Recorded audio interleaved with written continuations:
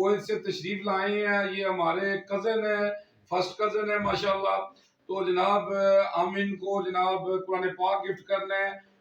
قرآن پاک ایک ایسی کتاب ہے جو اللہ کے ہاں محفوظ ہے، اور اللہ نے اس کی قسم دی ہے اس کو کوئی بدل نہیں سکتا. اگر ہم اس پر عمل کریں تو ہماری زندگی بدل سکتی ہے. میں کیا بیان کروں صلی اللہ علیہ وسلم کی شان میں. اللہ نے سب کچھ نازل کر دیا ہے قرآن میں. اما عائشہ سے کسی نے پوچھا آپ صلی اللہ علیہ وسلم کی سیرت کیا ہے، تو اما عائشہ فرماتی ہیں قرآن قرآن.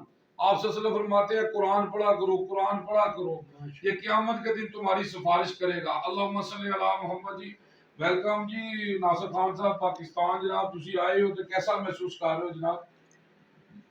بالکل جی جس اپنے گھر بندہ پہنچ کے بڑی خوشی ہو رہی ہے. کافی عرصے بعد چکر لگا ہے.